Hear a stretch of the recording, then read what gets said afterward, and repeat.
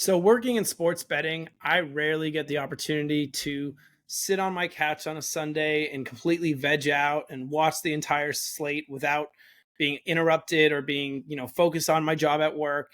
It's the busiest day of the week for us by far. Sundays is where we make our money. So, getting the opportunity this last Sunday to completely just sit down, relax, watch the quad box. I had my Niners, I had Red Zone. I got a chance to show my uncle Red Zone for the first time. And this is someone in his late 60s who's grown up watching Monday night and Sunday night. And if he's lucky, if the Eagles are playing at 1 p.m., he'll see that. But being able to show someone who at one point in time could never comprehend the idea of watching 4 different football games at once and being able to go in and out was mind blowing. It was like taking a kid to a candy shop. So that was one of the highlights of my Sunday. But let's get into it. I want to kind of keep this as succinct, as concise as possible, because we're talking not only Niners today, but we got Giants, we got Warriors, we're maybe even talking a little Valks. So the 3 biggest things I noticed in the Niners 26-21 win over the Saints, that's what we're talking about today. Kick it off. I think this is the obvious one.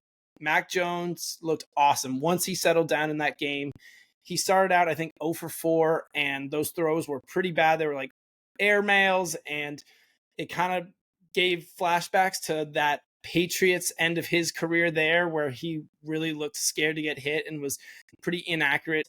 But he kind of was able to settle down. I saw a quote that Trent Williams came up to him and said, "You're good, dude. Just go out there and hoop." And for, Mac being, I guess, a hooper in high school, it connected to him. It resonated with him. And from there on out, he was dominant. He finished the game 26 for 39. He threw for 279 yards, a passer rating of 113. He had 3 touchdowns to a receiving corps that was pretty short-handed. Didn't have Kittle.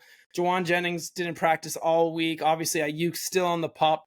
So to be able to kind of do that, have a Brock Purdy-like performance without the Niners' best skill position was awesome. And credit where credit's due with Mac Jones. He's had had an up and down career, no doubt, to start, but an awesome backup and a guy that you can rely on if Brock does miss more time.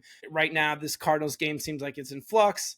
I think if there's any chance that Brock could kind of either re-injure himself or he's not fully healed from that turf toe injury, give Mac another opportunity. He looked good. Granted, the Saints don't have the best defense in the NFL, but nor do the Cardinals. And the Cardinals are 2-0, but they're a very flaky 2-0 in my opinion. They beat the Panthers and they beat the Saints and had a really hard time doing so. So shout out to Mac.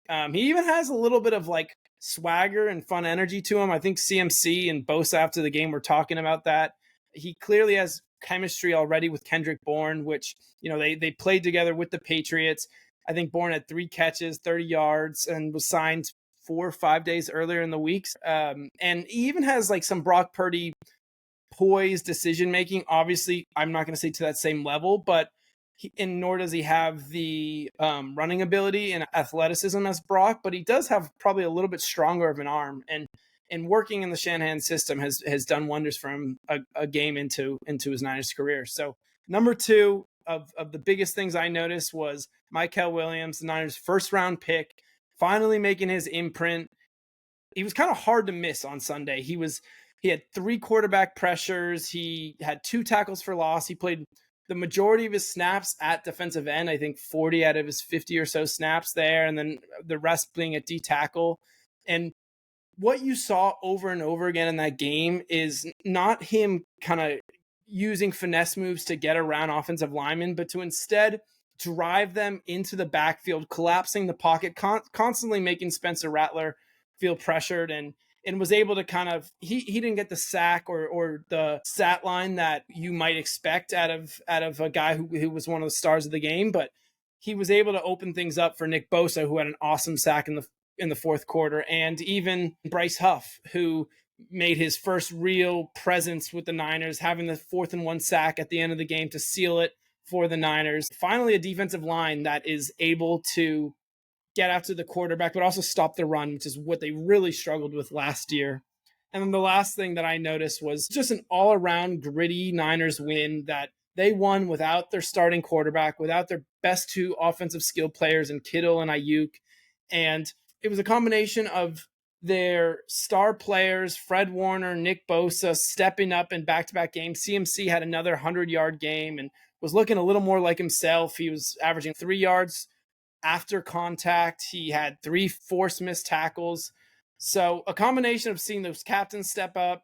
Trent Williams, the reports of Trent Williams' demise were clearly exaggerated, as a week after allowing 6 pressures in that Seattle game, and a lot of kind of concern of, and I even said it on this podcast, he's 37 and he has had a lot of injuries in his career, and he's slowing down, but it's a 1 week sample size, but he played through a knee injury last week and didn't give up a single pressure. He was PFF's highest graded offensive player for the Niners last week, which was ironic considering it was his lowest PFF grade of his career at 55.3 in the Seahawks game. So I think Trent is still back. He's still going to be the anchor of that offensive line, but shout out to the rest of the guys. Ben Barch got hurt.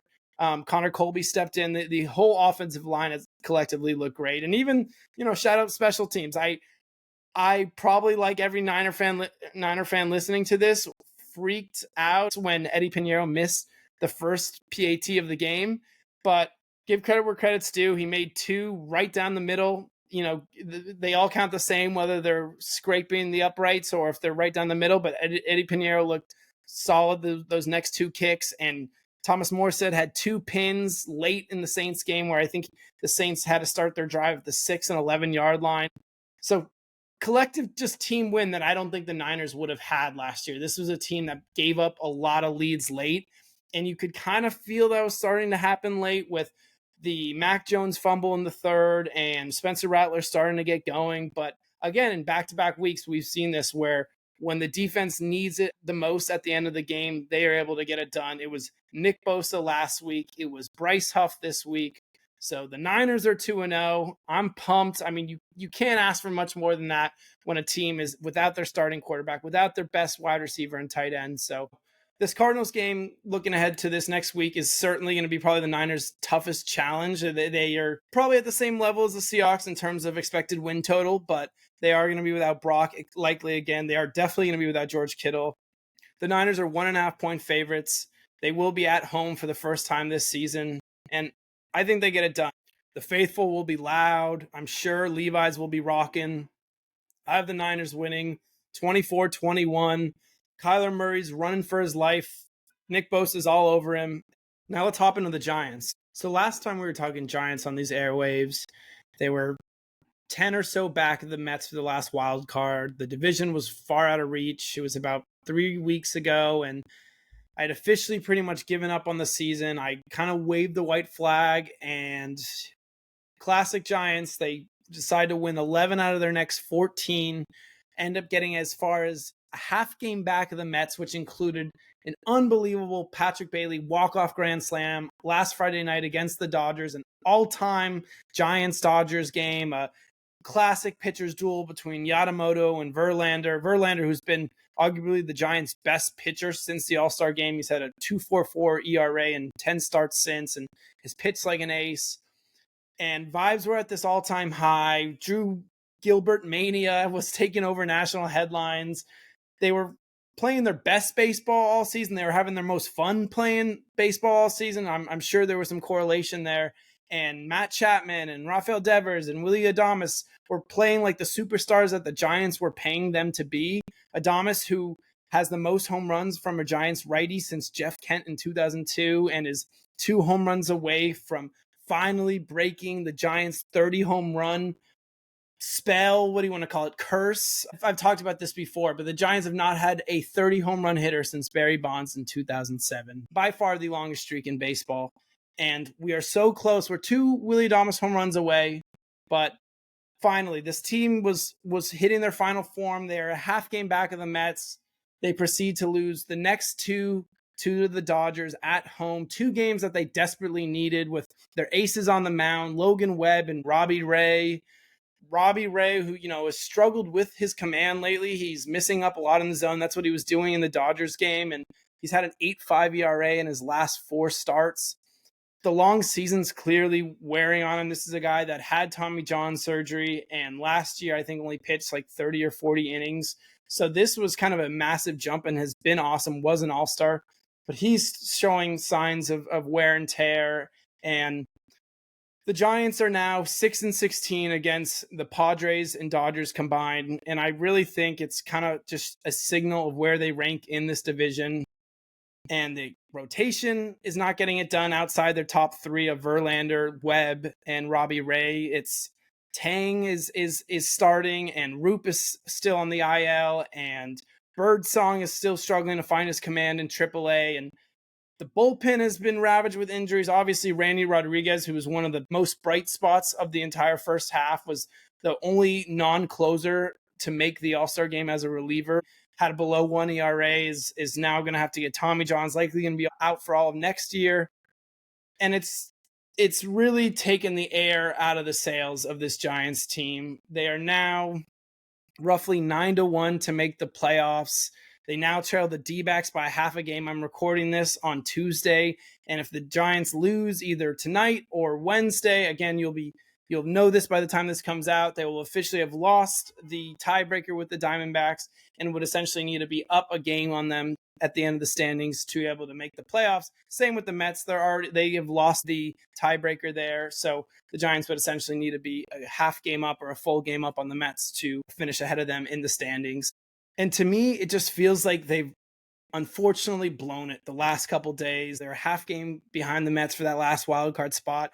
Had all the momentum. The Mets were completely flailing. I think they had lost 8 straight, and the entire fan base was falling apart. It felt like another classic Mets disaster season where they're a potential division winner the first 4 or 5 months of the year, and then in September they are struggling to win baseball games. But I don't think the Giants have the time with 13 games left in the season to be able to catch the Mets, who they're now 2.5 back. And there's a lot of, positive momentum to take into next year, but it's unfortunate that mid-season swoon that the Giants had from, call it mid-June to middle of August, really sunk them and put them in this position, because they were an awesome start of the season team and they've really closed very strongly. But that swoon where they really couldn't hit for 6 to 8 weeks is essentially the reason they're not going to be in the playoffs, and teams like the Mets or the Dodgers or the Padres will be. But in more exciting news, the Giants did finally call up their most anticipated prospect since Brandon Belt, Bryce Eldridge, who's going to be playing DH and a little bit of first base. Someone who we've been clamoring for on this podcast. He's the Giants' number 1 prospect, the number 13 prospect in baseball. He's replacing Dom Smith, who on Friday night hurt his hamstring, extending to make that play to save a run, a crucial run in a game that went to extra innings. It was an awesome play between him and Chapman, but Dom Smith's hurt. He's going to be hitting against right-handers. He's 6'7", Eldridge is, and he can hit for power. He can hit for average. He does tend to strike out a lot, and I think one of the reasons the Giants have been a little bit reluctant to bring him up the last couple of months, when they've certainly needed some extra bats out of DH, with Wilmer Flores pretty much being a 0, has been his strikeout rate. And Eldridge had a 31% strikeout rate in AAA. You can't expect that's going to get any better coming to the majors. He struck out twice in his debut. He also hit a 410-foot bomb that was out in about 10 parks in baseball. But Bryce is also only 20 years old, which is pretty much unheard of in baseball these days. He's the youngest Giant to make his debut since Mad Bum in 2010, and the youngest Giants positional player since Jeff Ransom. I had to look this up. Jeff Ransom in 1981, who was 10 days younger than Eldridge is now. And if Eldridge happens to hit a home run in these next 2 weeks of the season, which I expect him to be getting everyday bats against right-handed hitters, he will be the youngest Giant to hit a home run since Jack Clark in 1976. Unfortunately, he won't be eligible for the playoffs, assuming the Giants somehow miraculously get there, because he wasn't on the roster on September 1st. The Giants could file an appeal, but it's unlikely he would be able to be on the roster.